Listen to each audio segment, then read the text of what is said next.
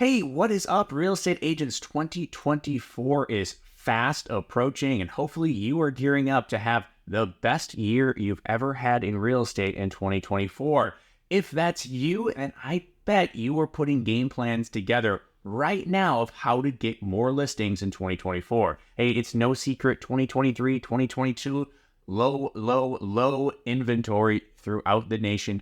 2024 is probably going to be more the same. So if you're gearing up, trying to figure out how to capture more listings, today's video is just for you. Now, if you're new to the channel, my name is Steve. I'm the team lead, the Three Rivers Real Estate team based out of the Twin Cities of Minnesota. And we're coming off of 2023, which was our best year ever, seeing growth of nearly 20% over 2022. Today, I'm going to go over some of the strategies we are doing to get more listings set up for 2024 using just mail.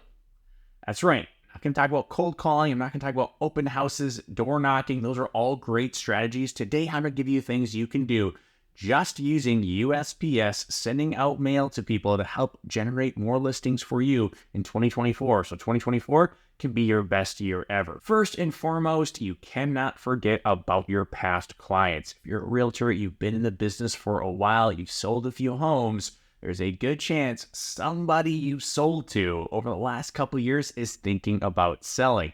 They might have a lot of equity and they want to cash into it, time to trade up into something. Maybe they've outgrown their home because they've had a kid or two. Maybe their home is just too big for them because a couple of their kids left, or hey, maybe they want a bigger yard for their dog or something like that. So there's a very good chance that people you've already worked with are getting ready to sell, and it's up to you to make sure that you recapture them and that they want to work with you again. They already know, like, and trust you, but you've got to stay in front of them. And at the end of the year, this is a great time to do it. Every year since I've been a realtor, I've been using the year-end CMA technique. And it's extremely simple. Clients love it, and it sparks conversation. And you know what? Some people go, yeah, maybe now is the time to do this. Get my home on the market come springtime. So I'm going to walk you through it. It's super duper simple. So every year I send out a mailer just like this one on the screen here. Basically, here it's their client name. Hello and Happy New Year. Talk a little bit about the year that we just went through. Obviously, I sent this out in 2023, so I was reviewing what we went over in 2022, talking about where the market is at, talking about what we saw in the market. 2022, we saw a lot of price increase, a lot of volatility for most of the year because rates were doing crazy things for most of 2022, and then they kind of were higher for longer, so we started leveling off there at the end. I walked them through all this. Then what I do is I tell them, hey, based off where the market is right now, here's a current estimate of what your house is. I have both the number listed there as well as a range, and I'll walk you through how I get this number. And no, I am not doing a CMA on every single property of past clients that I work on. And then I explain why this is important to people. Again, maybe they're considering selling. Maybe a lot of my clients have private mortgage insurance. They bought their home, first-time homeowners have, put 5% down. You have private mortgage insurance until you get to that 80% loan-to-value ratio. Maybe they're there now based off appreciation. They can get some lower monthly payments. Or maybe they want to do a home equity line of credit. Maybe they want to buy a new boat, go on a vacation, renovate the house, pay off some credit card debt, whatever they want to know. It's good for them to have this number. So if they have questions about this number, I let them know they can find me.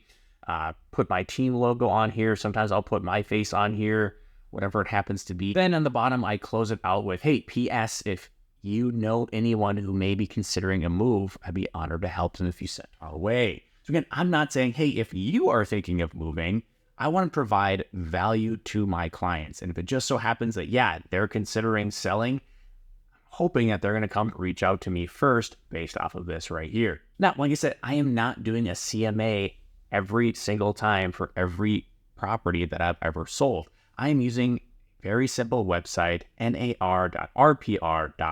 If you've never used this website, highly recommend it. It's great for CMAs. It's great for neighborhood analysis. A lot of great information in there. Basically, all I do is I take the addresses of my last clients, pop it in there, screenshot that valuation that's there, and I throw it in right there for them. All I'm doing, taking a screenshot, throwing it into this template, going on to the next one. Then I take all of my clients, print them all out, stuff them in an envelope, handwrite their address, handwrite the return address, put a stamp on there, send it out in the mail. And it's very important to make sure you are handwriting all of these and putting a stamp up in the corner. People are way more likely to open them when they're handwritten and they don't look super salesy as opposed to like a postcard or something. I also strategically am doing this near the end of the year. A, it's a little bit slower time here in Minnesota, the real estate market. But B, I know a lot of people are getting holiday cards right now too. They're used to getting handwritten letters that they want to open up. Way more likely they're going to open this up, look at it, engage with it, and you know what? Might be a little slow time for them too. A lot more likely they're going to reach out to me when they get this and thank me for the information. Now, if you don't have a lot of past clients, that might not work out well for you, and that's okay. I got 2 more strategies that will work out no matter how long you've been in the business or how many past clients you have, and they're both still using mail. First and foremost is my variation of the I have the buyer letter. Now, you may have heard of this technique before where you write a letter saying, hey, I have a buyer for your property. Would you consider selling? Maybe do it a postcard, something like that. I'm going to change it just a little bit. We're going back to a handwritten note again, and going to be just a little bit more vague, a little simpler with this strategy compared to the I have the buyer technique. Now, first and foremost, if you're going to use either of those strategies, make sure you actually have a buyer. I hate when real estate agents are just saying, hey, I have a buyer. You don't actually have the buyer. You're just starting off a relationship on a lie, and that's just never a good way to do it. So what you want to do if you want to take this technique is look through your client list right now. Maybe you have 2 or 3 buyers that are very specific in what they're looking for. Right now, I have a client who's looking for a 2-bedroom townhome, 2 bathrooms, cannot be a half bath, has to be 2 full bathrooms, a 1-stall garage, could be a 2-stall garage, and they're only looking in 3 cities. So what I do is I hop on the MLS, I pull a list of everything that fits this criteria, and what I'm doing is very simply just writing a handwritten letter that says, hey, Mr. and Mrs., put in their name, Mr. and Mrs. Johnson, would you ever consider selling your home to a client of mine? If so, please call or text me at this number. And I put my business card in there, put it in the envelope, handwrite the envelope, and send it off. Very, very simple. Now, if you don't actually have any buyers right now, maybe you're just getting started or it's a slow time in the year, that's okay. Ask around your office. I guarantee you there are agents in your office that have clients looking for something very, very specific as well. Partner with them. Say, hey, do you have a client that you've been working with them for a while? They know exactly what they want, what specific areas they're looking for. You just can't find anything because there's no inventory. I guarantee you there are agents in your office that fit this description, no matter how big or small your office is. Partner with these agents and do the exact same thing. Generate the listings for another agent in your brokerage. You will still get paid on the sale, and they can help another agent in your brokerage help their buyers find their dream home as well. So it takes a little bit more, but you can still pull this off no matter where you're at within your business. Now, if you don't want to do that buyer technique, you're still new to the business, or you just want to generate specifically in a geo farm, this next one is for you. It's called the ZMA technique. What you're going to do is you're going to take a geographical farm that you're looking at. Maybe it's a specific school district, maybe it's a city you want to focus on, maybe it's a neighborhood you want to focus on. Maybe it's your neighborhood. Then what you're going to do is you're going to go on to Zillow and you're going to start putting in the addresses of the homes that you're in the geographical farm that you're trying to target in. You're going to take that 1-page property description that Zillow pulls out, you're going to print it off. And you're going to take that sheet and you're going to put a Post-it note right next to the Zestimate. Okay, this is very important. We want to call out the Zestimate. It's kind of like doing a CMA, but as we know, the Zestimates aren't always that accurate. So don't use RPR for this technique. RPR is just too freaking accurate. I want something that I can challenge and have a conversation with future sellers about. And the Zestimate is probably the lowest hanging fruit. So you're going to take that property page, you're going to put a Post-it note on there and say, hey, this is what Zillow thinks your home is worth. I have my own thoughts. Curious? Put my business card in there, handwrite it on a letter, on an envelope again, put it in the mail, send it out to them. Simple as that. Now, you can adjust this a little if you don't want to do a Post-it note. You can just highlight this estimate right on the page. But what you want to do is say, hey, this is what Zillow thinks it is. I have my own thoughts. I'm disagreeing with Zillow. Are you curious what I think it is? And make sure they have a way to reach out to you with your phone number on the posted card or business card in there, whatever you want to do.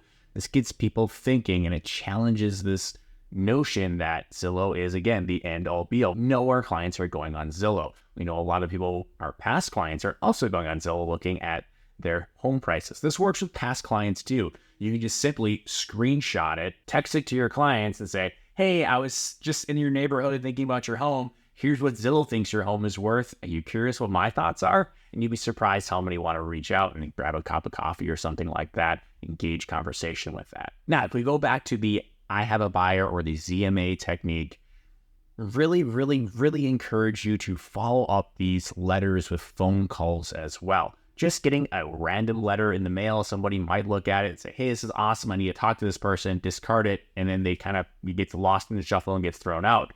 Where if you send them the letter and a week later you follow up with a phone call, hey, Mr. and Mrs. Johnson, Steve with Real Estate Team at Real Brokerage. Hey, I sent you a letter in the mail last week. Just wanted to see if you received it and if you had any follow-up questions for me regarding it, and see what they say.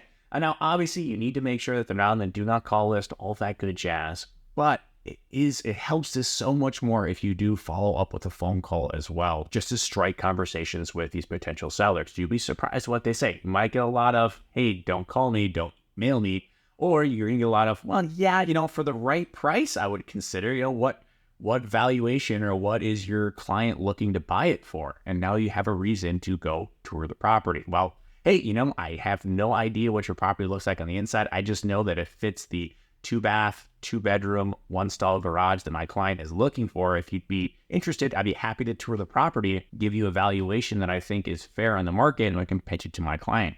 Are you available Tuesday at 5? And boom, you might have just booked yourself a listing presentation there. Maybe it'll work for a client, maybe it won't, but you're talking to people who are considering selling, who might be future clients and might be able to work it out. This is a great way to start stacking up some listings for the spring market when the time does come, especially if interest rates start coming down. You're going to be surprised how many people might be considering selling, doing that trade up if rates do start coming down, and they've been ticking down for the last couple of weeks. Hopefully they'll continue to do that here in the near future. Now, if you're wondering, how do I get the phone numbers for these people? There's a lot of ways to skip trace. I'm not going to go over them all today. If you have specific questions about it, contact information is below. Call, text, email me anytime. I'll be happy to let you know what I use and how to best utilize it. But honestly, if you Google skip tracing real estate, you'll find a lot of different ways to make that work, both free and paid as well. But those are my top 3 ways to use mail right now to help generate listings. Now, notice I didn't do a just sold postcard. I tweaked the I have a buyer technique a little bit too, because I think the other ways that these things are taught, they don't work, right? The just sold postcard, I think, is one of the worst postcards you can send out. I used to send it out all the time.